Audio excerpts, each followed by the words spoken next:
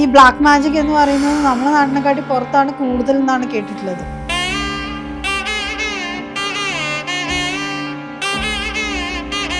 സാധാരണപ്പെട്ട ഒരാൾക്ക് ഇത് അവർക്ക് തിരിച്ചറിയാൻ എന്തെങ്കിലും വഴികളുണ്ടോ? സന്തതികളില്ലാതിരിക്കുക, പിന്നെ അതേപോലെ സ്കിൻ ഇഷ്യൂസ് വരിക. ഞാൻ അയാളെ മാറ്റാൻ നിയോഗിക്കപ്പെട്ട ഒരാളായിരിക്കണം. ഇപ്പൊ എല്ലാം ഇഷ്യൂവും ചിലപ്പോൾ എന്നിലൂടെ മാറണം എന്നില്ല.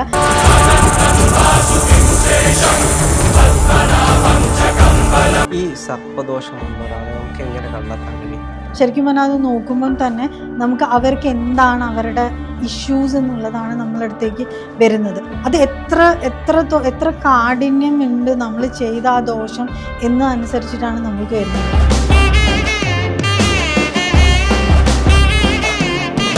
ആൻസിസ്റ്റേഴ്സിന്റെ സർപ്പദോഷം വരുന്നത് നമ്മളൊന്നും ചെയ്തിട്ടല്ല.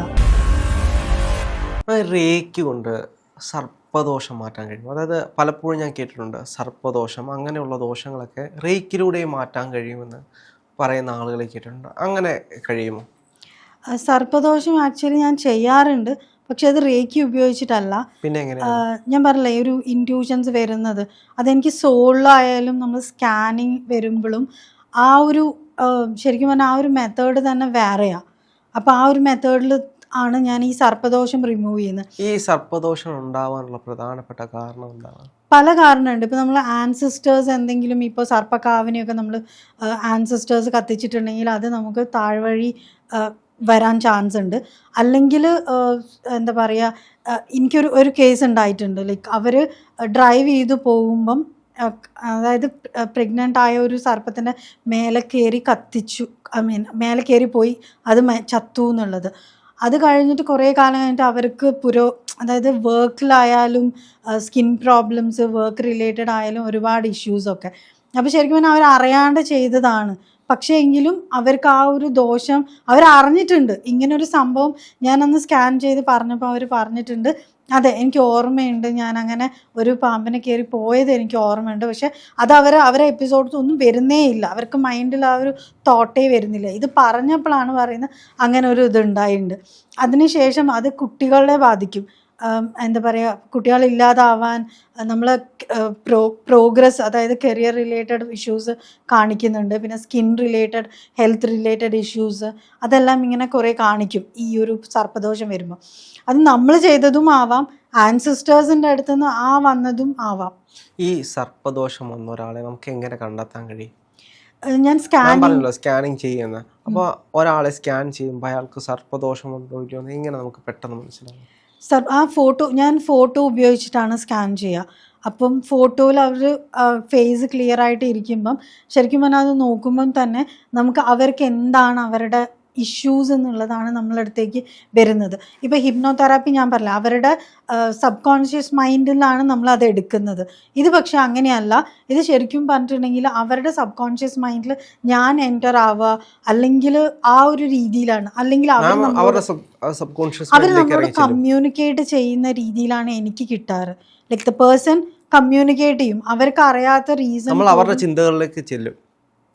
ഏകദേശം അങ്ങനെയാണ്. അവരെ നോക്കി മെഡിറ്റേഷൻ ആ ഒരു പ്രോസസ്സിൽ ഇരിക്കുമ്പോഴാണ് അവർ നമ്മൾ കമ്മ്യൂണിക്കേറ്റ് ചെയ്യാറുണ്ട്. സോൾ ട്രാൻസ്ഫർ പോലെ അതുപോലെ അവർ കമ്മ്യൂണിക്കേറ്റ് ചെയ്യും, ഇതാണ് ഇഷ്യൂസ് എന്നുള്ള രീതിയിൽ അത് നോക്കാൻ പറ്റാറുണ്ട്. എന്നിട്ട് ഞാനത് അറിഞ്ഞത് അവരായിട്ട് കമ്മ്യൂണിക്കേറ്റ് ചെയ്യുമ്പം അവർക്ക് എവിടേക്കോ അതെ അങ്ങനെ ഉണ്ടായിട്ടുണ്ട് എന്നുള്ളത് അവർ തന്നെ റെക്കഗ്നൈസ് ചെയ്തിട്ടുണ്ട്. സാധാരണപ്പെട്ട ഒരാൾക്ക് ഇത് അവർക്ക് തിരിച്ചറിയാൻ എന്തെങ്കിലും വഴികളുണ്ടോ? അവർക്ക് അവരുടെ ജീവിതത്തിൽ പ്രശ്നങ്ങളുള്ള ഒരാളാണെങ്കിൽ അയാൾ സർപ്പദോഷം കൊണ്ടാണോ, അതിനിപ്പം എന്താ പറയുക, സന്തതികളില്ലാതിരിക്കുക, പിന്നെ അതേപോലെ സ്കിൻ ഇഷ്യൂസ് വരിക, അങ്ങനെ ഓരോ പ്രശ്നങ്ങൾ വരുമ്പം. സ്കിന്നിൽ പ്രശ്നങ്ങൾ വരുന്നത് കൂടുതലും ഇങ്ങനെയുള്ള ദോഷങ്ങൾ കൊണ്ടാണ്. ഒരു 80% ഇങ്ങനത്തെ ഇഷ്യൂസ് ഉണ്ട്, സ്കിന്നിൽ ഇഷ്യൂസ് വരുന്നത്. സർപ്പദോഷമാണെങ്കിൽ ആദ്യം അത് സ്കിന്നിൽ ഇല്ല, എല്ലാം അങ്ങനെ സ്കിന്നിൽ വരില്ല. ഇത് ഞാൻ പറഞ്ഞില്ലേ, ഇപ്പം അവർക്ക് സന്തതികൾ ഇല്ലാതിരിക്കാം, കരിയർ വൈസ് അവർക്ക് പുരോഗതി, അവർ ഏബിൾ ആയിരിക്കും, അവർക്ക് ചെയ്യാൻ പറ്റും, പക്ഷെ അവർക്ക് എവിടെയും പോവില്ല.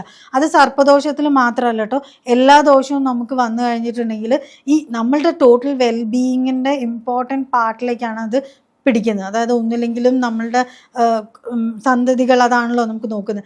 അത് കഴിഞ്ഞിട്ട് പിന്നെ നമ്മളെ കരിയർ, നമ്മളുടെ ഹെൽത്ത്, ഈ 3 പ്രശ്നം വന്നു കഴിഞ്ഞിട്ടുണ്ടെങ്കിൽ തന്നെ നമ്മൾ ഏകദേശം അട്ടി തെറ്റില്ലേ. പക്ഷേ നമ്മുടെ നാട്ടിൽ എവിടെ നോക്കിക്കഴിഞ്ഞാലും പഴയ കാലം തൊട്ട് എല്ലായിടങ്ങളിലും കാവുകളും ഉണ്ടായിരുന്നു. ആ കാവുകളൊക്കെ ഇന്ന് പലപ്പോഴും നശിപ്പിച്ചിട്ടാണ് ഈ വീടുകളും കാര്യങ്ങളും എല്ലാം വെച്ചിട്ടുള്ളത്. അപ്പോൾ ഇതിനെങ്ങനെയായിരിക്കും ഒരു പ്രതിവിധി നമ്മൾ കണ്ടെത്തുന്നത്? പ്രതിവിധി ഞാൻ പറയില്ല, ഇതിൽ കൂടെ നമുക്ക് എല്ലാവർക്കും ആ ദോഷം വരണം എന്നില്ല. അത് എത്ര കാഠിന്യം ഉണ്ട് നമ്മൾ ചെയ്ത ആ ദോഷം എന്ന് അനുസരിച്ചിട്ടാണ് നമ്മൾക്ക് വരുന്നത്. ഇപ്പം നമ്മളിപ്പോൾ വീട്ടിൻ്റെ മുമ്പിലൊക്കെ കണ്ട് ആ പാമ്പിനെ അടിച്ച് കൊന്നിട്ട് അത് എല്ലാവർക്കും സർപ്പദോഷമായിട്ടൊന്നും വരാറില്ല. പക്ഷെ ചില സമയത്ത് എനിക്ക് തോന്നുന്നത് അത് കർമ്മ റിലേറ്റഡ് ആയിട്ട് നമുക്ക് ഇഷ്യൂസ് വരുമ്പോഴാണ് ആ ഒരു ഇത് നമ്മളിലേക്ക് പെട്ടെന്ന് എടുക്കുന്നത്. ഇപ്പോൾ ഫോർ എക്സാമ്പിൾ പറയുകയാണെങ്കിൽ നമ്മൾ വീക്കായിട്ടിരിക്കുമ്പോൾ, നമ്മൾ സന്തോഷമായിട്ടിരിക്കുമ്പോൾ നമ്മൾ ഒരു പ്രശ്നം വന്നു കഴിഞ്ഞിട്ടുണ്ടെങ്കിൽ നമ്മളത് വേഗം ടാക്കിൾ ചെയ്ത് പോകും. പക്ഷെ നമ്മളൊന്നില്ലെങ്കിൽ ഇറിറ്റേറ്റഡ് അല്ലെങ്കിൽ ലോ ആയിട്ടിരിക്കുന്ന സമയത്ത് ഒരു ചെറിയ കുട്ടി നമ്മളോട് ചിരിച്ചോ അല്ലെങ്കിൽ എന്തെങ്കിലും ചെയ്തപ്പോൾ നമ്മൾ ഇറിറ്റേറ്റഡ് ആവും.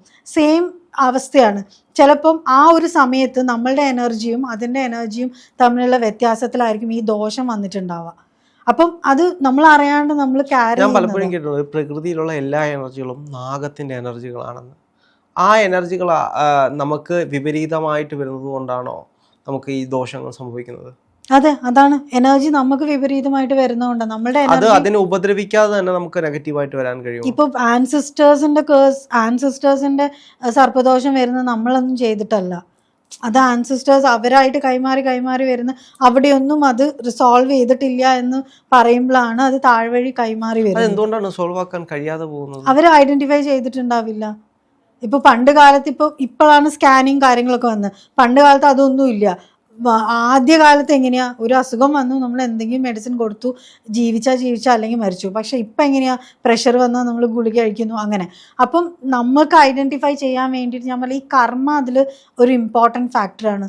നമുക്കത് ഐഡൻറ്റിഫൈ ചെയ്യണം. സർപ്പദോഷമുള്ള ഒരാളെ സമീപിച്ചിട്ട് എന്താണ് അറിയാൻ വരുന്നത് തന്നെ അവർക്ക് അത് അറിഞ്ഞ് അത് മാറ്റാനുള്ള സമയമായിട്ടുണ്ട് എന്നാണ് അതിൻ്റെ അർത്ഥം.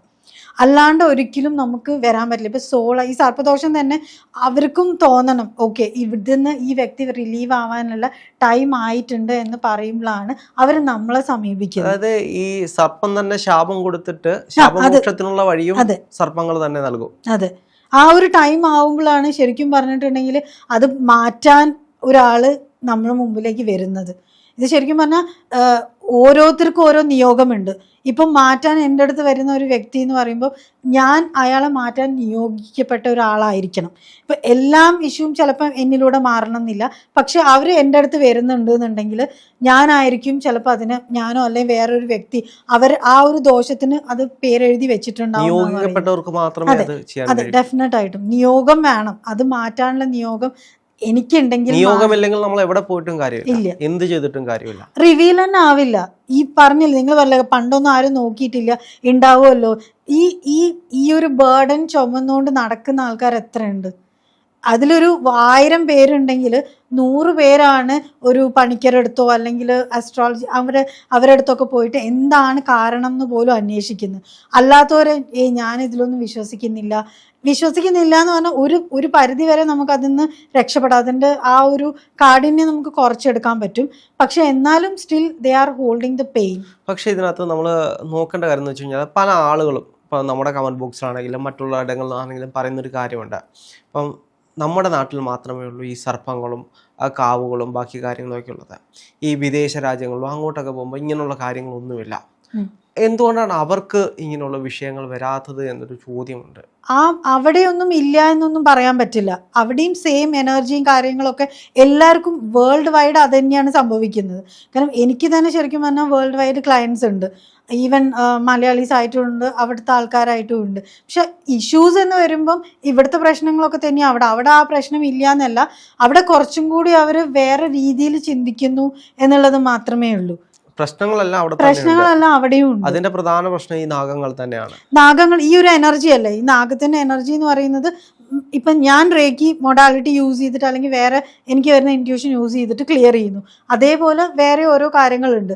അപ്പം അവർ ആ ഒരു മൊഡാലിറ്റി യൂസ് ചെയ്തിട്ടായിരിക്കും ക്ലിയർ ചെയ്യുന്നത്. അത് വിദേശ രാജ്യങ്ങളിൽ അങ്ങനെ ചെയ്യുന്നുണ്ട്, എല്ലാ സ്ഥലത്തും ഉണ്ടല്ലോ. ഈ ശരിക്കും പറഞ്ഞിട്ടുണ്ടെങ്കിൽ ഈ ബ്ലാക്ക് മാജിക് എന്ന് പറയുന്നത് നമ്മളെ നാട്ടിനെക്കാട്ടി പുറത്താണ് കൂടുതൽ എന്നാണ് കേട്ടിട്ടുള്ളത്. ഇവിടെ നമ്മളിപ്പം ഇങ്ങനെ ചെയ്ത് പൂജയൊക്കെ നമ്മളങ്ങനെ ഭയങ്കര ബിൽഡപ്പ് ആക്കിയിട്ട് കൊടുക്കുന്നതാണ്. പക്ഷെ അവിടെ അതല്ല, അവിടെ ചെറുതായിട്ട് അവർ ചെയ്യുന്നത് പോലും നമുക്ക് നല്ലോണം ഏൽക്കും.